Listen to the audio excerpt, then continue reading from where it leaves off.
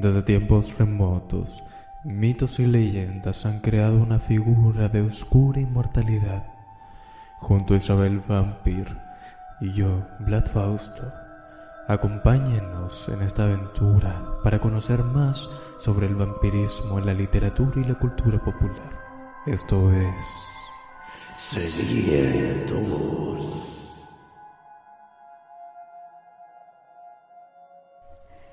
¿Qué tal? Bienvenidos una vez más a Sedientos, un podcast en el que hablamos de vampiros, tanto en la literatura, en el cine, en la televisión y donde sea que los podamos encontrar. Mi nombre es Isabel y en esta velada me acompaña, como siempre, Vlad Fausto. Buenas, Vlad. Muy buenas noches, bienvenidos una vez más. En este episodio vamos a hablar de vampiros en el cine. Junto a Vlad hemos estado consumiendo películas para poder comentar con ustedes acerca de las distintas adaptaciones, variaciones, todo lo que podemos ver dentro del cine acerca de vampirismo. Por supuesto hay algunas adaptaciones que carecen de encanto, otras que muestran de muy buena manera el vampirismo y bueno, de eso les queremos hablar en este episodio. Contame, Vlad, ¿qué películas querés abordar en este episodio de Sedientos? Como no podía ser de otra forma, yo me voy a decantar por las que son más antiguas.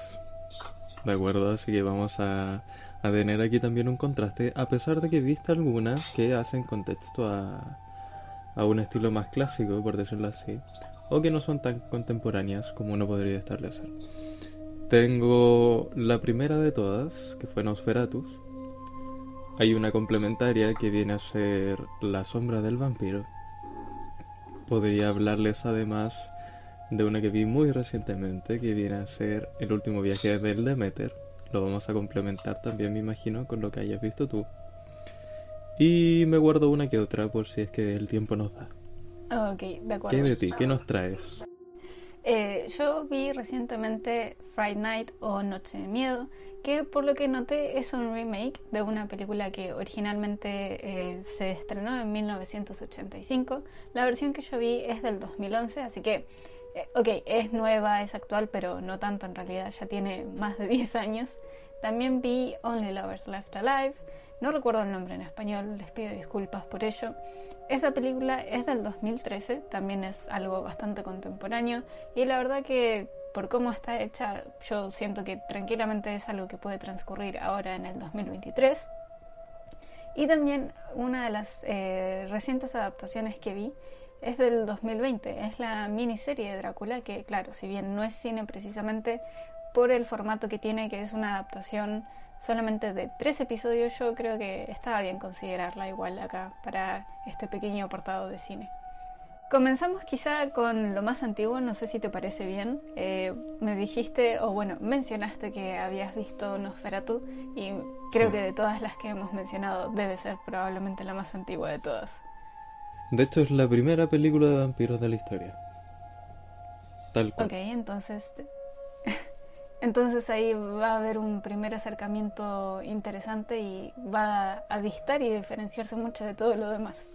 Sí, definitivamente, porque hay un detalle con Nosferatus y es que era una película, primero que todo fue una película en blanco y negro, ok. Uh-huh. Las típicas de diálogo tras la escena, ¿de acuerdo? Sí. La música ambiental es puesta después, obviamente.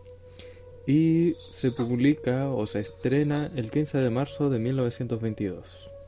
Es una película alemana y nos presenta a un corredor de bienes raíces que necesita vender un castillo cuyo propietario es el excéntrico conde Graf Orlok. El conde en realidad es un vampiro milenario que esparce el terror en la región de Bremer y se interesa en Ellen, la mujer de Hüttler, que es nuestro corredor de bienes raíces. ¿Cuál es el detalle con Nosferatus? Que se trata de una interpretación de Drácula. Claramente, suena muy similar. Sí, no se tenían los derechos en ese instante para poder hacer una adaptación de Drácula, entonces optaron por crear un vampiro, una variación, y ponerle otro nombre, básicamente. Bastante notorio el parecido, pero bueno, se salvaron, me imagino, con ese cambio ahí en el nombre. Sobre todo porque igual venía a ser como una suerte de primer acercamiento a la idea de películas de terror quizás. Ok. Ujú. Sobre todo por este asunto de que son películas experimentales artísticas alemanas. Detalles sobre Nosferatus. A mí me gusta bastante, no te lo voy a negar. La disfruté, la vi hace ya tiempo, eso sí. ¿Qué te puedo comentar sobre esta película en sí mismo o que sea como relevante? Primero que todo, si tienes un vampiro que es muy monstruoso. Ok, Nosferatu Ujú. es reconocido por ser como la imagen de el vampiro calvo, pálido, de orejas puntiagudas, de colmillos muy pronunciados, y donde notoriamente es un vampiro. Como que no cabe duda alguna y desde el principio tú lo tienes muy como que te aterra su imagen. Ok, Ujú. es muy icónica esa escena en donde está parado en el umbral de la puerta y cubre casi toda la puerta. Creo que la he visto, sí. Entonces a mí me parece bastante curioso y muy entretenido, la verdad. Además de la imagen muy evidente que tiene de que es un vampiro o un monstruo, digamos, ¿hay algún otro elemento del vampirismo que esta película, digamos, muestre con mucha claridad, que haya quizá impuesto alguna nueva regla o algo por el estilo? No sé tanto si alguna nueva regla, porque tendría que volver a contextualizarlo con Drácula, ya que no recuerdo todos los poderes que le dio Bram Stoker a ese personaje. Pero por ejemplo, Que sí fueron está demasiados. el hecho de que ataca a su víctima por medio de la sombra. ¿De ¿Ok? acuerdo? Hay una escena en donde la mujer está acostada y es la sombra de su mano la que se va acercando o como subiendo por su cuello y la ahorca. Ujú. ¿Ya?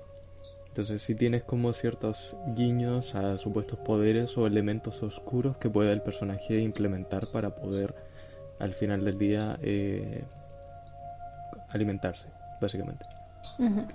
Fuera de eso, meramente el asunto de su imagen, su presencia y que va devorando gente a lo largo de la película. ¿Me entiendes? Ok. Hay un enfoque directo en lo que es cómo se alimenta el vampiro o en destacarlo. Lo que quiero hacer como una suerte de conexión es hacia la sombra del vampiro, que es la que he mencionado de manera complementaria. ¿Por qué? Porque si bien es una película del 2001, ok, igual es bastante como de esta época, por decirlo así, 26 de enero del 2001, es una película estadounidense y hace alusión al cineasta Murnau, que él era el director de Nosferatus. ¿De acuerdo? Hace alusión a la idea de una suerte de leyenda o sospecha de la época antigua de que el director había contratado un vampiro real para interpretar a Nosferatus. Ok. ¿Ya? Entonces está ese juego, porque eran rumores de la época, eran rumores de que la gente se lo tomaba muy en serio, ¿ya? Lo que veía en el cine. Entonces generan esta película en la cual hacen alusión a esa historia y la llevan a la realidad. O sea, realmente aquí el director contrató un vampiro. Están todos muy incómodos, como que llegan al castillo, están grabando, al vampiro le prometieron cuerpos o víctimas, básicamente a cambio de participar de esta película. Y tú tienes conversaciones como que conversaciones detrás de cámaras en donde los actores tratan de hablar con este tipo pero les causa tanta incomodidad y los comentarios que hace son tan así como en mis años no sé qué cosa conquistábamos reinos, que es notable el cómo lo arma. Y al final de la película, esto es un gran spoiler y como siempre hemos comentado, por lo general aquí desmenuzamos lo que comentamos, así que vean las películas si quieren verlas sin ningún tipo de spoiler, luego vuelven al capítulo y si no les molesta ya continuamos. El asunto. Se le sale de las manos, obviamente, este asunto al director y resulta que Nosferatus o este conde Orlok termina devorando a todo el cast y él se vuelve obsesivo como de terminar mi película y graba las escenas cuando está matando por ejemplo a la mujer, que ahí se entiende que la está matando de verdad, pero él está obsesionado con terminar la película. Comprendo. La verdad, no sé cómo, pero yo no he escuchado hablar de esta película. Si vos no la comentabas, de verdad que no iba a estar nunca jamás en mi radar. y suena muy divertida, en realidad. Es una maravilla. Ahora, la recomiendo más que Nosferatu en sí mismo, a pesar de que me gusta Nosferatu, pero es porque te pone otra visión y es como la aventura del rodaje, ¿ya? Porque sí es cierto que hay mucha gente que no le gusta el cine en blanco y negro o el cine mudo. Entonces, esta segunda opción sí es bastante más amena para su consumo y te sigue dando todo el contexto de lo que fue Nosferatu y etcétera. Además, obviamente el hecho de que sea a color, hablada y todo, por supuesto lo hace más cercano al público actual. Y yo diría, por cómo la describiste, de que, bueno, este vampiro de verdad empieza a hacer desaparecer a todo el cast, suena también un poquito a una película tipo slasher. Y la verdad que en lo personal, yo sé, los slashers y los vampiros mucho no tienen que ver, pero creo que suena como una combinación interesante. A mí, la verdad, en lo personal, yo disfruto las películas de ese tipo. El slasher, que, bueno, van desapareciendo los personajes uno a uno a manos de algún loquillo asesino. Y esto suena similar. Y además, si le sumas el elemento de cine, del aspecto histórico, suena demasiado divertida. De verdad que ahora creo que la voy a tener que buscar y voy a tener que verla. Claro, y eso es el detalle precisamente porque un elemento que personalmente me gustó mucho fue que como te lo pone en contexto histórico y te lo pone desde la visión de cómo se grababan las películas antiguamente, tú tienes muchos elementos que son como las cámaras antiguas, el cómo hacían los encuadres, el cómo hacían como la apertura y el cerrar de la captura de la imagen, por ejemplo, que no recuerdo el nombre del obturador de la cámara, o cómo los maquillaban, que era muy exagerado y el director en el fondo dirigiendo así como diciéndole, ok, ahora más aterrado, más aterrado, más aterrado, ¿me entiendes? Y las expresiones, todo Okay. muy exagerado, así que muy muy recomendado. Por favor, Suena muy divertido. vuestro turno, ¿con cuál comienzas? Yo creo que igual voy a ir con orden. No son tan, pero tan distantes las que yo vi. Por ejemplo, Noche de Miedo es del 2011 y Only Lovers Left Alive es del 2013, así que andan más o menos cerca. Respecto a Noche de Miedo, que es la que vi hace muy, pero muy poquito, me sorprendió mucho. Era una película a la cual no le tenía nada, pero nada de fe, pero estoy sorprendida y si lógicamente son fans de los vampiros, están acá escuchando esto y no la han visto, yo diría, denle una oportunidad, aunque sea para pasar para pasar un ratito entretenido. En esta historia tenemos a un joven adolescente que vive con su madre, es hijo de padres separados, podríamos decir.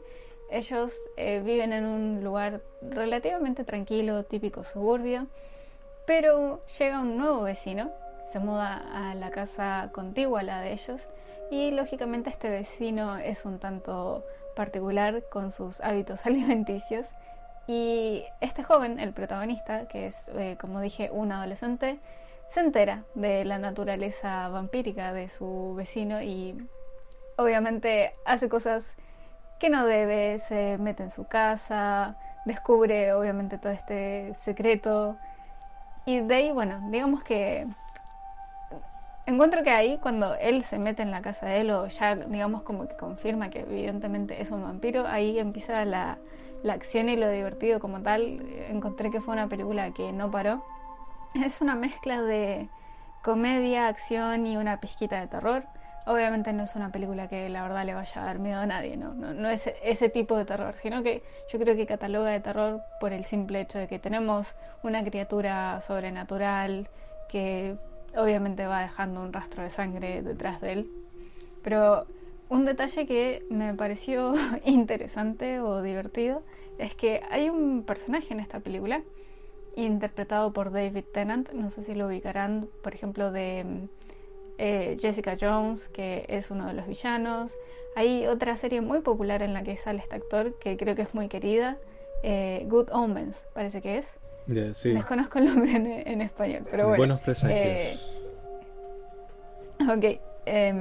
Bueno, y sale él, que es como una especie de figura pública muy gótico, pero es un gótico muy mainstream, digamos, no sé, es como para apelar a las masas y él habla mucho acerca de los vampiros y el programa de su personaje, porque como decía es una figura pública, trabaja en la tele y todo eso, se llama precisamente Noche de Miedo. Y él finge, o él cuando uno lo ve, obviamente no en programa en vivo ni nada, sino detrás de cámaras, cuando es él dice, no, yo no creo en nada de esto, todo esto es casi parafernalia, ¿no? Pero en realidad una parte de él sí cree y tiene fundamentos. Y ok, yo sé que acá hacemos spoilers, pero no quiero destripar justo esa parte de la película porque creo que es entretenida, así que lo voy a dejar ahí. Pero fue un personaje que tiene un vuelco, yo diría un vuelco más importante que el mismo protagonista, y me pareció una adición, no sé si refrescante, pero divertida para la película. Le da su toque. Después básicamente terminan cazando a este vampiro que toma esta figura moderna así porque es el vampiro guapo, atractivo, seductor, del que hemos hablado en otras ocasiones, pero también tiene su lado monstruo. En cuanto a los efectos de su lado monstruo en la película, bueno, yo creo que está un poquito al debe, pero se lo dejamos pasar por el factor de entretención. Así que bueno, este protagonista, este joven, con su también muy bella y hermosa novia, pasan ciertas aventuras dándole caza a este vampiro, según este otro personaje, en calidad, digamos, también de conocedor y cazador de vampiros. La verdad es divertida, la verdad que es divertida. Nosotros antes de ponernos a grabar este episodio me habías comentado que habías visto la versión original, porque creo que este es un remake de una película de 1985. De lo que yo he mencionado hasta el momento, ¿es tal cual así más o menos la otra película o hay mucha diferencia? Es tal cual, en realidad.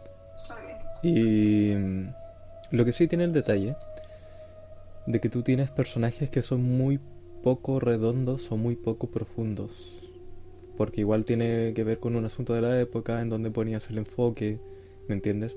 Entonces sus arcos argumentales quizás son menos desarrollados que la versión moderna, no lo sé porque no he visto el remake, pero por lo que tú comentas, por ejemplo, con el asunto del actor, sí se profundiza más en ese caso en el remake, porque la versión que yo recuerdo, él si bien tenía como una suerte de redención o decía, ok, sí lo voy a lograr, lo voy a hacer, no duraba tanto su dualidad o directamente no era tan profunda, solamente que por un momento pasó miedo y luego ya se puso a como son solo niños, tengo que salvarlos, ¿me entiendes?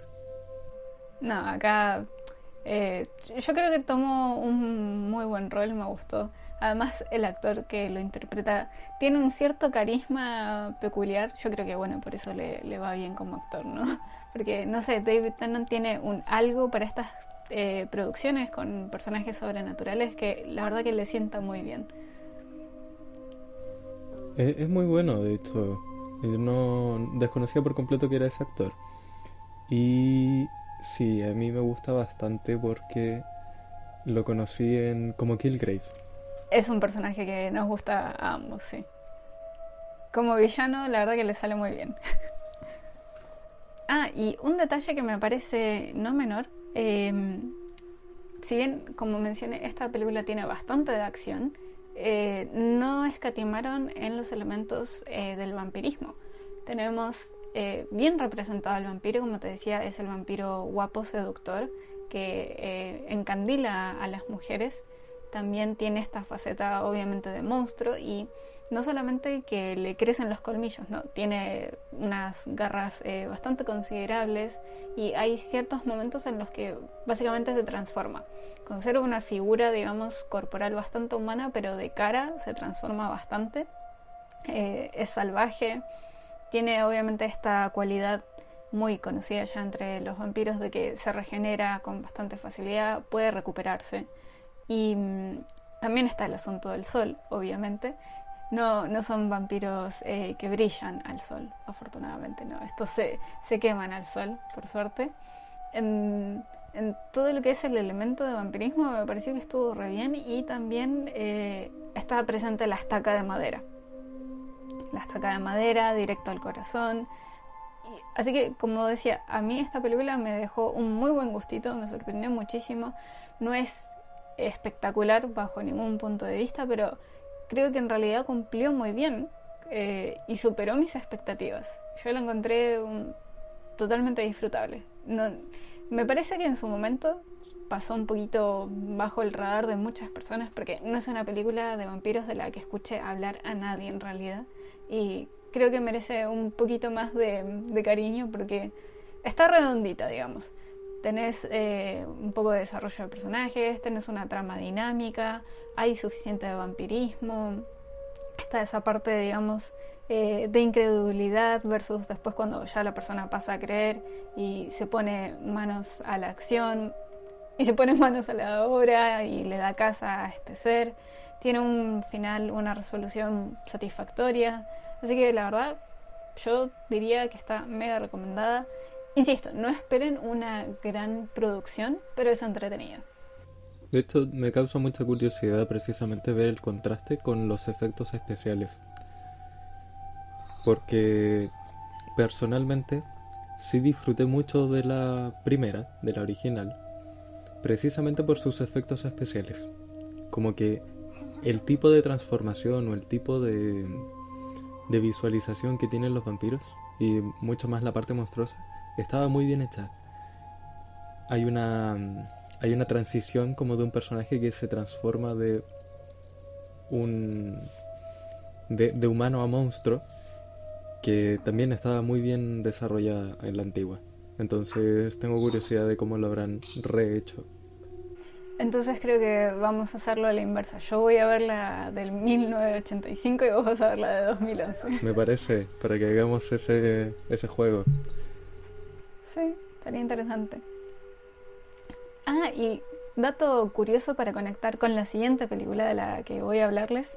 El protagonista de Noche de Miedo, Anton, voy a pronunciar mal su apellido, lo siento, pero Anton Yelkin, no sé, de verdad que no sé pronunciarlo.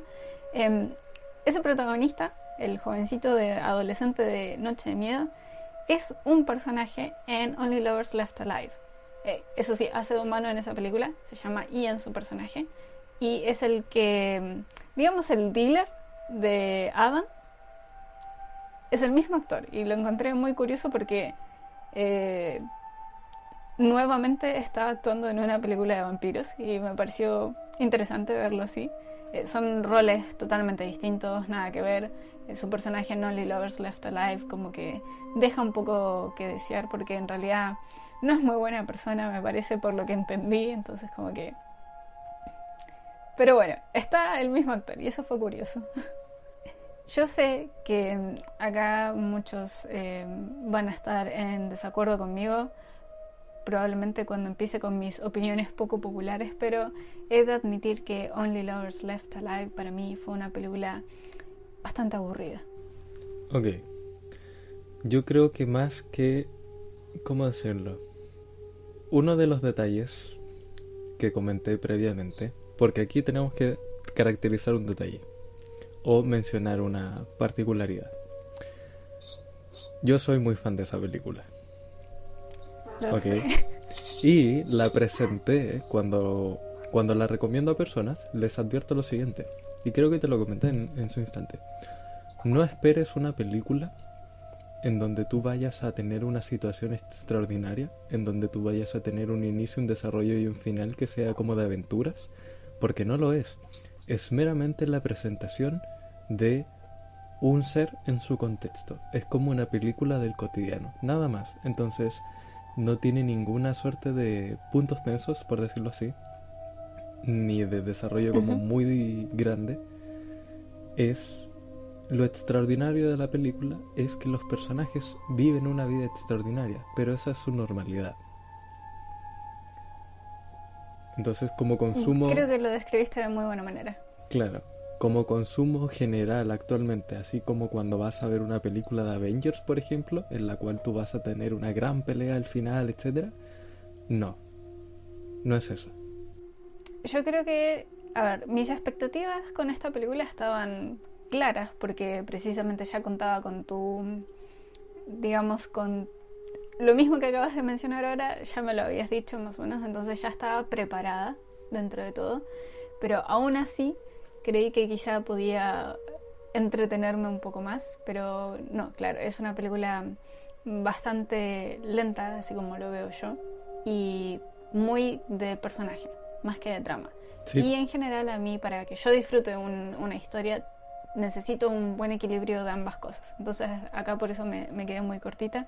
Pero por ejemplo el personaje de Adam, que es el protagonista, el vampiro masculino, me pareció muy entretenido, agradable, más que nada por su humor y su visión de la vida, o bueno, la existencia. Lo encontré divertido, lo admito. El personaje de Tilda Swinton, que es Eva, si no me equivoco el nombre. O Eve. Y el tema de los nombres fue interesante, curioso, porque básicamente son Adán y Eva. Sí. Como lo vi yo, o sea, creo que esa era la ideal con el juego de los nombres. El primer vampiro quizá y la primera vampira. No sé si era esa la finalidad, pero me pareció que sí. Aunque nunca te aclaran, creo que no aclaran cuántos años tienen ninguno de los dos en ningún punto de la película. Queda clarísimo que son muy antiguos ambos, pero no aclaran la edad como tal. Como iba diciendo, el personaje de Tilda Swinton, Eva, es bastante tranquila, bastante relajada, y yo no le encontré el mismo atractivo que a él, por ejemplo, precisamente porque me pareció muy tranqui, muy ligera, como que casi nada la afectaba, entonces como que me faltaba para su personalidad, digamos, algo que la hiciera, algo que le diera más chispita. La hermana, por ejemplo, la hermana de Eva, que se llamaba Ava, por ahí, no me acuerdo bien el nombre en este momento, sí. Pero era un nombre muy similar. Es que cuando lo escuchas, si no me equivoco, por ejemplo, al español, lo pusieron como Eve más que Eva, y a la otra Ava, para hacer ese contraste que se notase más la diferencia. Claro, sí, en inglés se nota más. Pero bueno, ella es un personaje un poquito más loquillo. Se nota que es como... Dicen que es la hermana, pero uno no sabe realmente qué tan vinculada, si es de sangre o de transformación, digamos, o no. Como que tampoco queda al 100% claro eso. Pero tiene una chispita, digamos. Es como la hermana menor loquilla, sí, que se porta mal, que es traviesa. Entonces, como que le da un poco de movimiento a la película. Después, bueno, es ella quien termina por arruinar la existencia pacífica que tienen estos dos amantes. Y bueno, qué pena que fuera ese el caso, porque... o no sé si qué pena en realidad, porque el incidente que ocurre con ella es lo que desata el conflicto que tiene la película, que es menor, pero bueno, está ahí.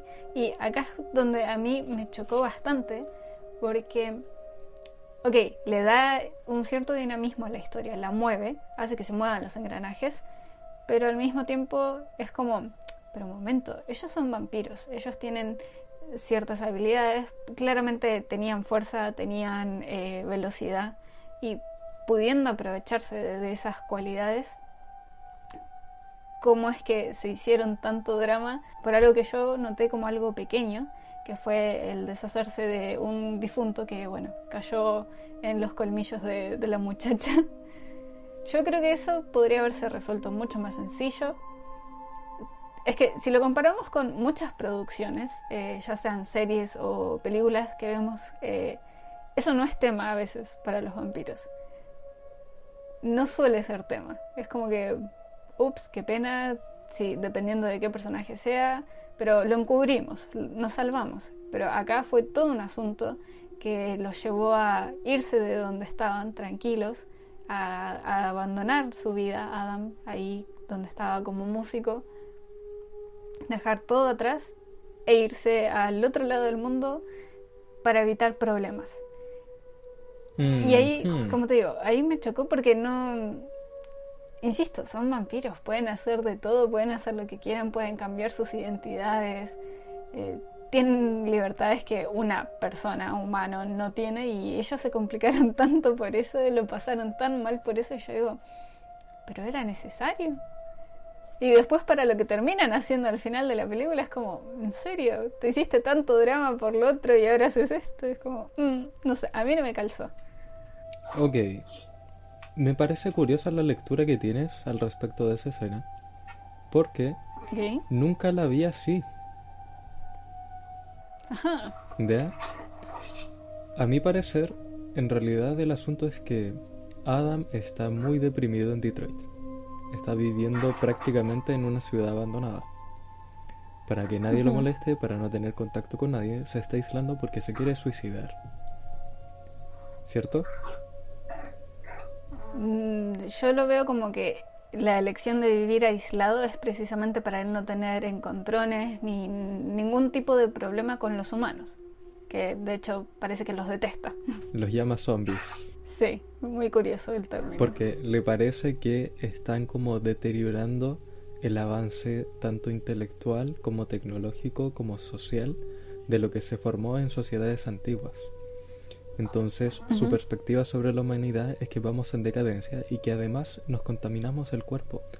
Porque hay un asunto Sí. dentro de la película que hace alusión a que ellos no pueden beber cualquier tipo de sangre de cualquier persona en la calle, porque precisamente la gente, las cosas que consume actualmente y el tipo de como de vida que se tiene, contamina la sangre, contamina tu cuerpo. Eh, de hecho, eso fue uno de los detalles de por qué también era tan problemático que Ava se comiera a Ian, porque era como él, Eve le decía así como es de la industria musical, o sea, ¿qué te esperabas? Él Sí, está muy contaminado. claro, ese es un detalle que sí admito me gustó mucho, me pareció curioso porque en realidad en ninguna otra pieza de ficción de vampiros lo he notado. Mm, Generalmente es como el vampiro bebe la sangre de cualquiera, de cualquier humano, de cualquier animal y no distingue, no diferencia de ningún nada. Pero acá era muy importante que la calidad de la sangre fuera buena, pura, digamos, que no estuviera contaminada y me pareció definitivamente un detalle interesante que, como te digo, casi nadie aborda. Me imagino que también va ligado con una crítica, obviamente, a la obvio, sociedad. obvio, sí. Toda la película en realidad es como una suerte de apreciación de cómo ha evolucionado las cosas. Ahora bien, como te digo, el asunto, al menos de lo que tú comentas, de la apreciación que tienes sobre esa escena con la muerte, yo lo veía más como ya no tiene el amigo, mi hermana nos vino a molestar. Yo estoy al pendiente de lo que pase con... Oh, ¿cómo se llama este hombre? ¿Cuál? El viejo. Kit, creo que le decían. ¿Cuánto? Kit, ¿no le Kit. decían? Christopher Marlowe. Ese es el detalle. Ya. Eve está emparentada con Christopher Marlowe. Christopher Marlowe es un escritor. Fue un escritor real. Ok. Fue un poeta y fue un dramaturgo de la época antigua, más o menos de la misma altura que William Shakespeare. Christopher Marlowe es el escritor de la trágica historia del Dr. Faustus.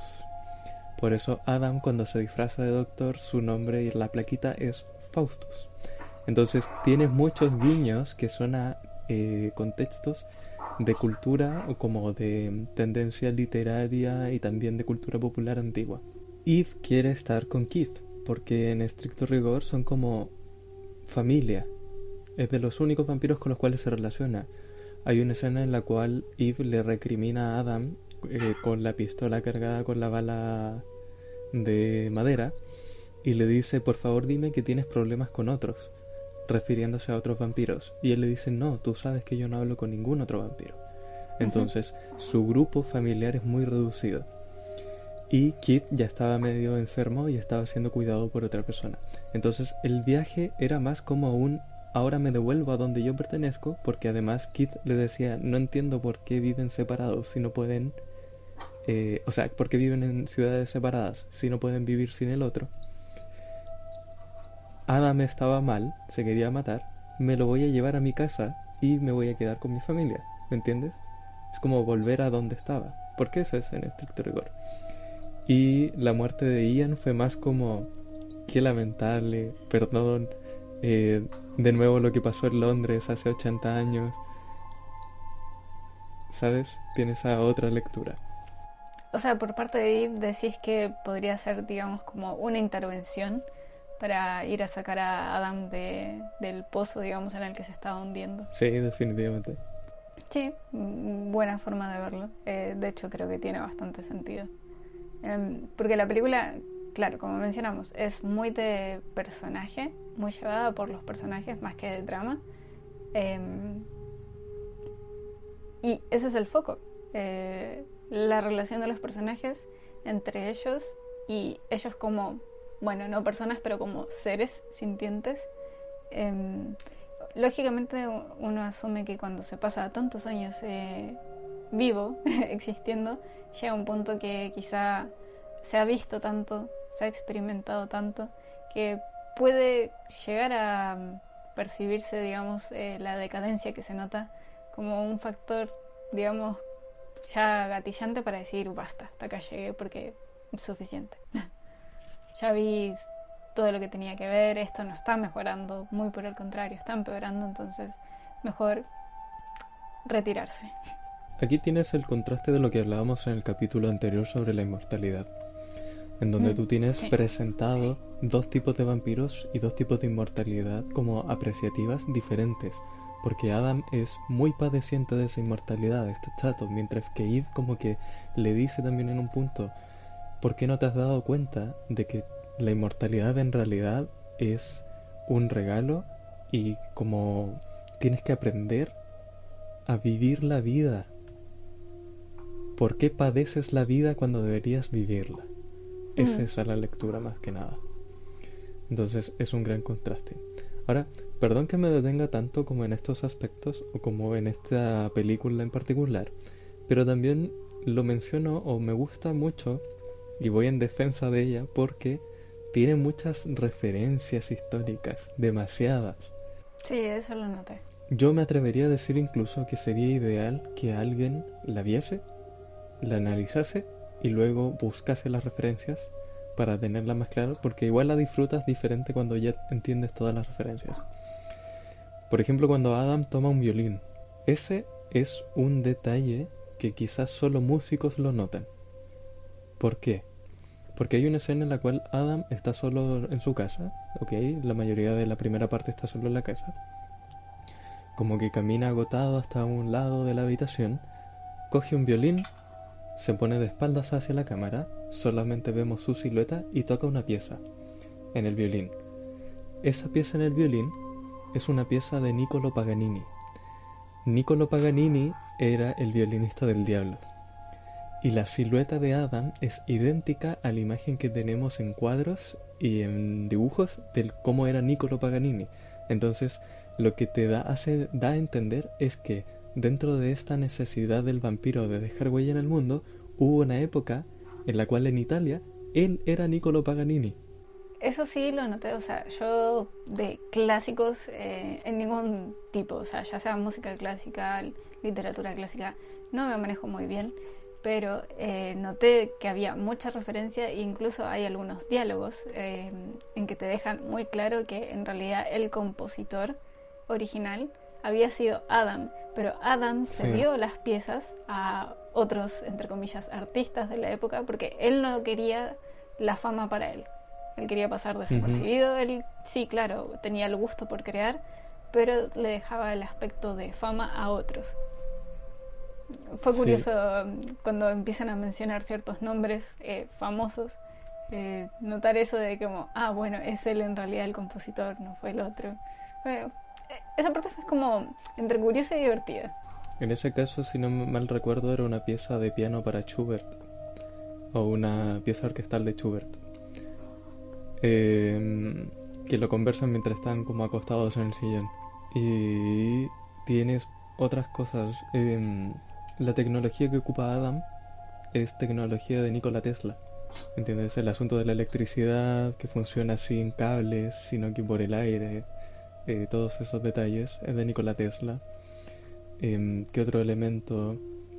Bueno, Christopher Marlowe cuando está moribundo casi en la última escena, cuando le gritan alfabeto a un cuadro de William Shakespeare, porque también está la sospecha de que en realidad William Shakespeare nunca escribió sus obras, él era analfabeto, nunca dejó registro de que él hubiese sido el escritor de ciertas obras. Entonces se da a entender ahí que en realidad Christopher Marlowe era el que le pasaba las cosas para que él se hiciese famoso y él poder sacar obras al mundo. Porque nuevamente entramos a este asunto de que somos eternos, vamos a vivir mucho tiempo, no podemos dejar prueba de eso. Entonces sí, hay muchas cosas. Y todos los cuadros y fotografías que tiene Adam en su habitación de todos como sus héroes. Vi a Poe, ahí lo reconocí Sí. enseguida. Estaba Edgar, estaba Chuck Berry, estaba Franz Kafka, Chopin. Mucho. Vi a Jane Austen también. Y creo que a Oscar Wilde. Me pareció haberlos visto ellos. Incluso en los diálogos cuando están jugando ajedrez, por ejemplo, y le dice... que Eve culpa a Percy, a Mary, a Byron y a Polidori de la depresión de Adam.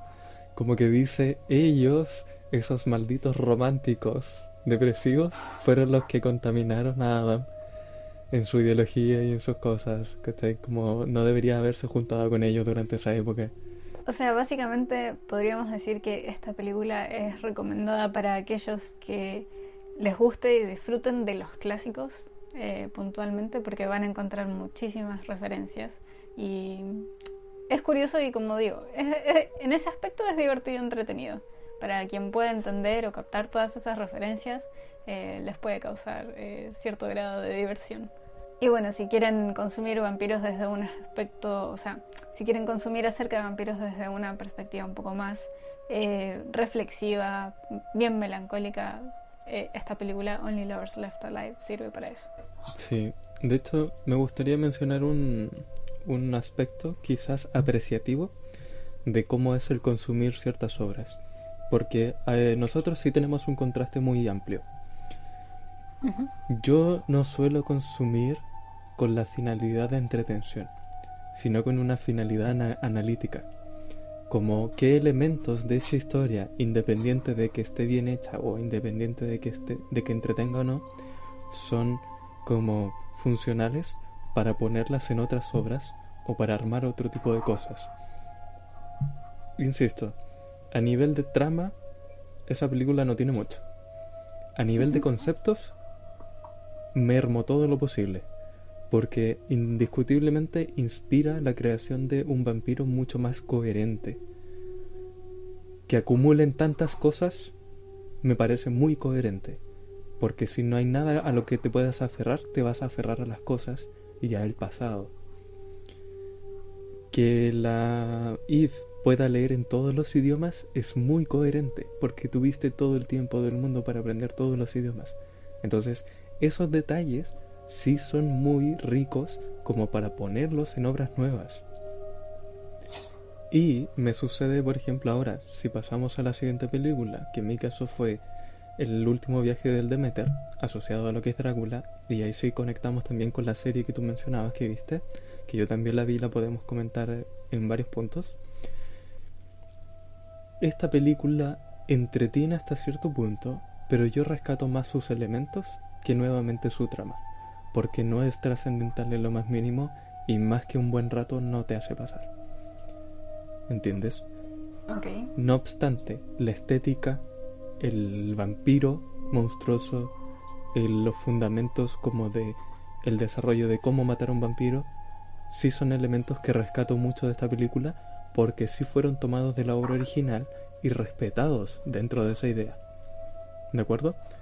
Paso a hacer una breve descripción para poner en contexto.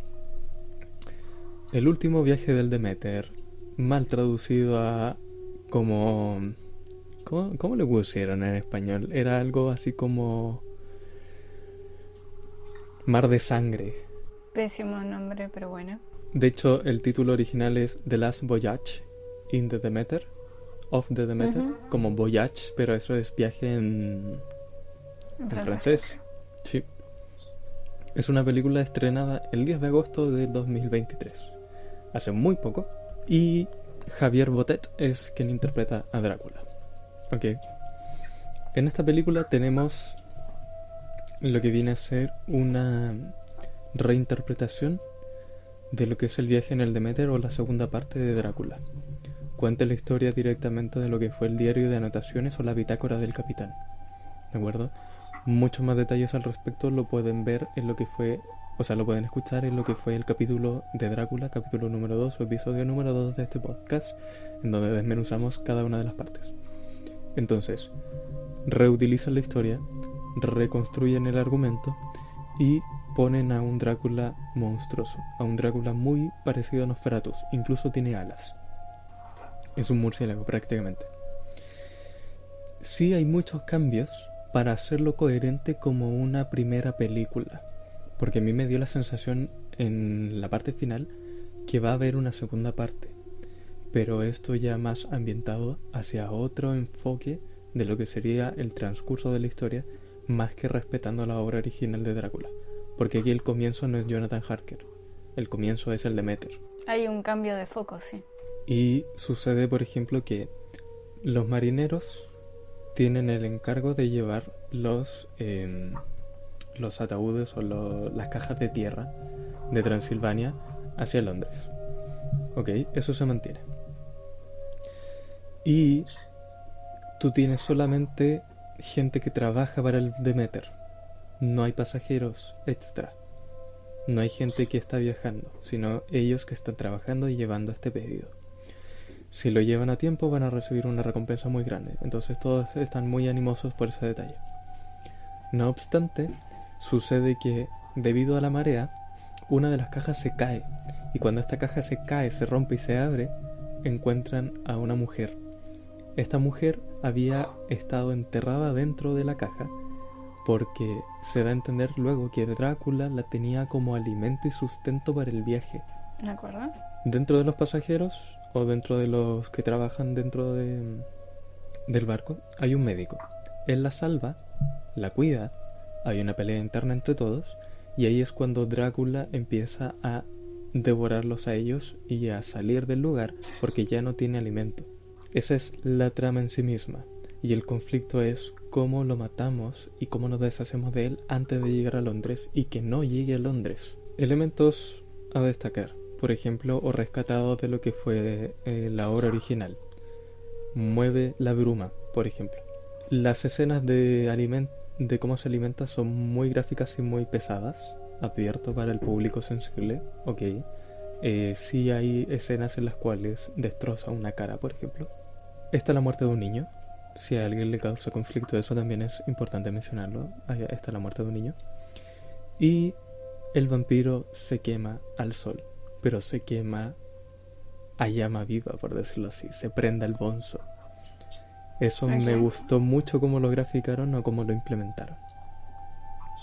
Entonces, esos son los puntos fuertes que yo voy a destacar de esto. Y como lo que digo, lo que rescato, que hicieron bien al momento de adaptar la obra original. ¿Ya? Funciona. Cumple su argumento. Cumple su enfoque o el asunto de cómo yo plasmo una nueva versión de la historia. Pero no es una adaptación directa. Así que la recomiendo como el disfrute momentáneo. De acuerdo. Ahora me dejaste con la duda porque mencionaste que esta adaptación da pie, por lo menos con el final, da pie a que haya algo más, a que haya una continuación. Y, a ver, yo no la vi. Ahora me dejaste un poco metida, con un poco de ganas de verla. Honestamente, cuando se anunció yo sentí cero interés, porque la verdad que justamente esa parte de la novela, todo el viaje, no fue de mi particular interés.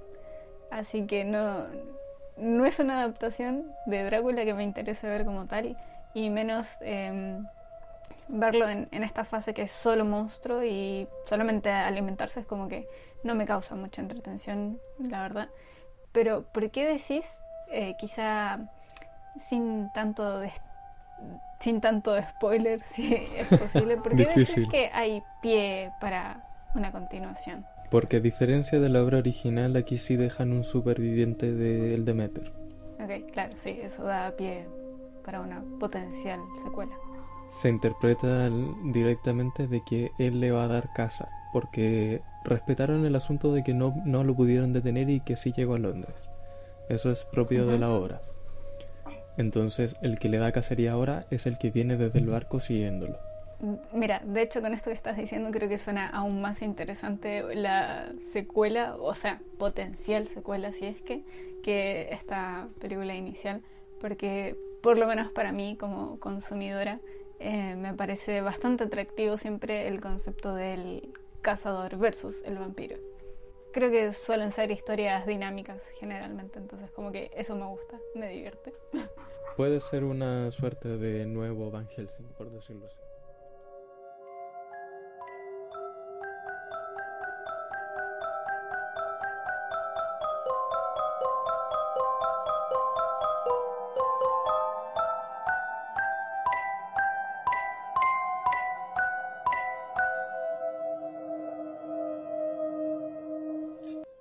Muy buenas a todos, habla Vlad de postproducción para mencionarles que este episodio fue dividido en dos por tema de duración y también por un asunto de que consideramos que la serie de la cual vamos a seguir hablando puede ser tratada de mejor manera en un capítulo aparte y también lo merece, lo amerita, insistimos, con relación al tiempo que nos tomó conversar sobre ella. Por ende, el siguiente domingo en Sedientos vais a tener la segunda parte de Vampiros en el cine. Por lo pronto, muchas gracias por escuchar, nos despedimos cordialmente y nos volveremos a ver. Muy buenas noches.